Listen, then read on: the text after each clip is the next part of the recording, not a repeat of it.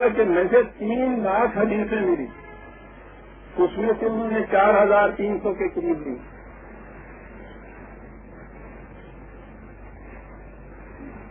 ترمذی نے لکھا ہے کہ ان کو بھی غلطی نہ کر دیں،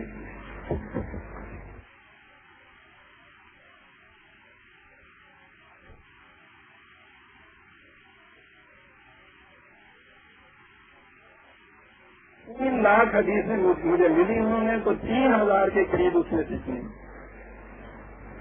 ابو داؤد نے لکھا ہے کہ 5 لاکھ مجھے ملی، 4800 اس میں سے لی۔ امام ابن ماجہ نے کہا ہے 4 لاکھ مجھے ملی، 4000 انہوں نے لی۔ نسائی نے لکھا ہے کہ 2 لاکھ مجھے ملی، 4000 اس میں سے انہوں نے لی۔ آپ سوچیے تو صحیح، یہ جو ان لوگوں کو ملی حدیثیں، کتنے لاکھ ان کا مجلس کی میزان ہو جاتی ہے، اور کتنے لاکھ انہوں نے خود ہی ان کو ڈسکارڈ کر دیا، مسترد کر دیا۔ یہ رکھی۔ اب آگے ایک اور ہمارے ہاں گروہ پیدا ہوا، انہوں نے کہا کہ ان لوگوں نے تو کہا مجھے فلاں نے یہ بتایا، فلاں نے یہ بتایا، پتہ تو لیں کہ وہ بتانے والے قابل اعتماد بھی تھے یا نہیں۔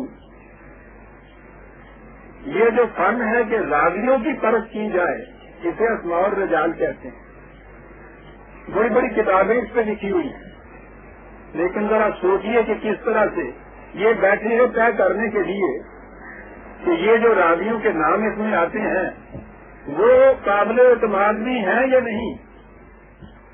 ان کی وفات کے بعد، یعنی یہ تو اس سے بھی 250 سال کے بعد مدون ہوئے، یہ اسماء الرجال والے ان سے بھی 200-300 سال بعد بیٹھے،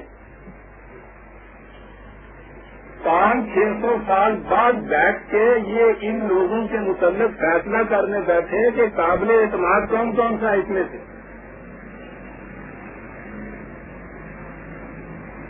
اب وہ آپ سوچیے تو صحیح کہ کیا یہ ہیومنلی پاسبل ہے کسی کے لیے کہ 500-600 سال بعد بیٹھ کے اس دور کے لوگوں کے متعلق 250 سال میں جو گزرے ہیں، یقینی طور پہ یہ کہہ سکے کہ یہ کس حد تک قابل اعتماد تھے اور کس حد تک نہیں تھے۔ اور پھر یہ اعتماد اور عدم اعتماد جو تھا اس کی بنیادی اصول کیا تھے۔ اس راوی میں کچھ شیعت کے عقائد میں شیعت کی جھلک ملتی ہے، اصول قرار پا گیا کہ سارے ایسے راوی جو ہیں وہ جھوٹے، یعنی پورے کا پورا گروہ ہی اس قسم کا وہ جھوٹ ہے۔ شیعہ حضرات کے نزدیک سنیوں کا پورا گروہ جھوٹا، ان کے نزدیک ان کا گروہ جھوٹا، ایک چلیے۔ اب اس کے بعد ان میں سے بھی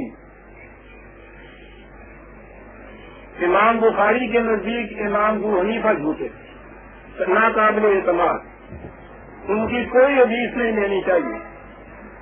بھئی کیا جرم انہوں نے کیا کہ جی ان کا عقیدہ یہ تھا کہ ایمان گھٹتا بڑھتا رہتا ہے عمل کی بنا پر، ناقابل اعتماد، کوئی نہیں حدیث لی جائے گی۔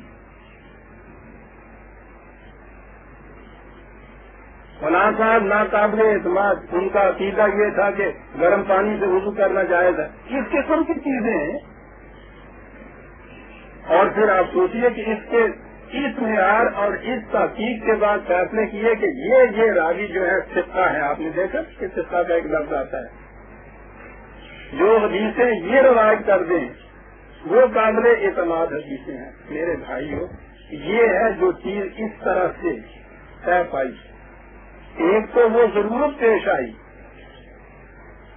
وہ جو سنویت آئی، سیاست الگ ہوئی، ان کے حصے میں یہ شعبہ آیا، یہاں یہ بات اپنی منوا نہیں سکتے تھے، حکومت تو منوا سکتی ہے، ان کے پاس تو وہ اقتدار و قوت نہیں تھی۔ ان کے پاس نبی اکرم صلی اللہ علیہ وسلم کے اس میں گرامی کی عقیدت اور ارادت جو مسلمانوں کے دل میں تھی، وہ تھی جس کی بنا پہ یہ چیزیں انہوں نے اپنی منوائی۔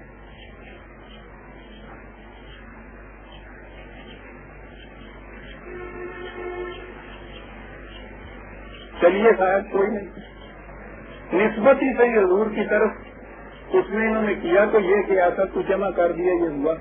نتیجہ کیا ہوا؟ رسول اللہ کے زمانے میں خلافت راشدہ میں آگے چلنے کی بات بھی یہ سیاست کی طور پہ جو چیز ہمارے یہاں ہوئی ہے نا، یہ حضرت شیعہ علی جن کو کہتے ہیں یا ایک پارٹی، پہلے زمانے میں پہلے دور میں یہ عقیدتاً بات نہیں ہوئی تھی، ایک ایسی چیز تھی۔ اس سارے دور میں اس سے پہلے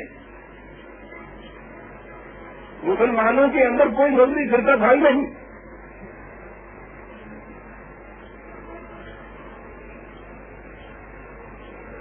یہ سارے فرقے آپ کے ہاں اس دور کے بعد پیدا ہوئے ہیں جب یہ حدیث سے متفق۔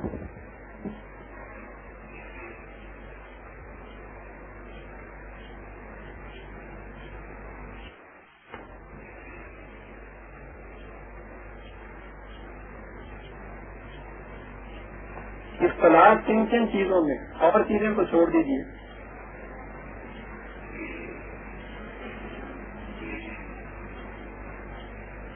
کہ مسلمانوں کے مختلف فرقوں کو نماز پڑھتے ہوئے دیکھ لیا، نماز کی تمام جزیات میں اختلاف ہے۔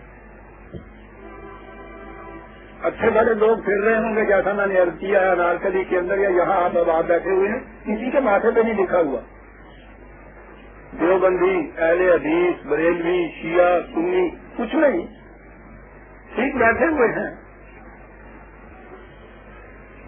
نماز کی اذان ہو جائے، اٹھ کے یہ نمازیں پڑھنے لگ جائیں، ایک ایک کے متعلق پتہ چل جائے گا کہ کس فرقے کو بلانگ کر رہا ہے۔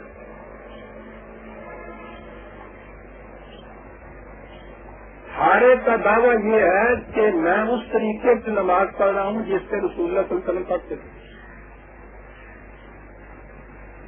سوچیے عزیزان من کہ کیا رسول اللہ صلی اللہ علیہ وسلم ایک وقت میں ایک نماز کی ایک رکعت میں ہاتھ اٹھاتے تھے، دوسری میں چھوڑتے تھے، ایک میں یہاں باندھتے تھے، دوسری میں یہاں باندھتے تھے، تیسری میں بالکل چھوڑ دیتے تھے؟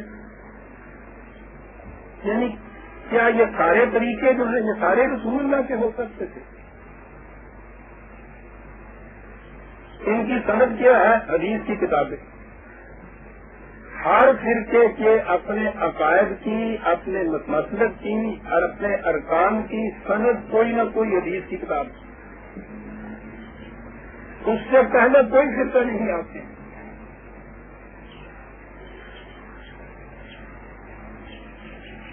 آج مایوس ہو گیا ہوا ہے آپ کا مسلمان۔ آپ نے ان کے ہاں یہ سنا ہوگا، لکھا ہوا پڑھا دیکھا ہوگا کہ صاحب مذہبی فرقے تو نہیں مل سکتے۔ فرقہ بندی کو قرآن نے شرک قرار دیا عزیزان من، بنفسِ صحیح، اور اس کے لیے کہا یہ ہے اقیموا الصلاۃ ولا تکونوا من المشرکین من الذین فرقوا دینہم وکانوا شیعا۔ اقامت صلاۃ کرو، مشرکین میں سے نہ ہو جاؤ کہ فرقوں میں بڑھ جاؤ اور ہر فرقہ پھر یہ کہے کہ میں سچائی پہ ہوں، دوسرے فرقے جھوٹے ہیں۔ ایسا نہ کہیں کر دینا، شرک۔ رسول اللہ صلی اللہ علیہ وسلم سے کہا گیا ہے کہ جو لوگ دین میں فرقہ بندی پیدا کر لیں، اے رسول دفتر شاید تیرا ان سے کوئی تعلق ہی نہیں، خدا سے تعلق چھوٹا کہ مشرک ہوئے، رسول اللہ صلی اللہ علیہ وسلم سے تعلق چھوٹا قرآن کے فیصلے کے مطابق۔ آج مسلمانوں میں سے ہر ایک کو کسی نہ کسی فرقے کے ساتھ متمسک ہونا پڑتا ہے۔ انہوں نے زور دے کر مزید کانسٹیٹیوشن میں یہ شک رکھوائی تھی، یہ 62 کی کانسٹیٹیوشن میں یہ شک نہیں تھی پہلے فرقوں کی۔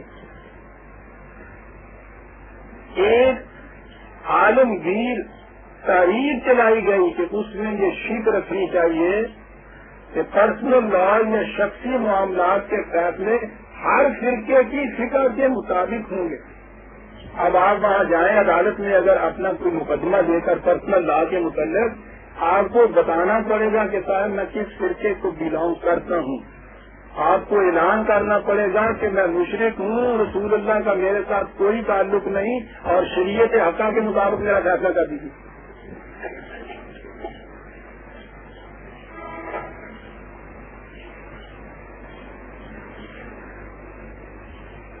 یہ کیا ہوا عزیزان من؟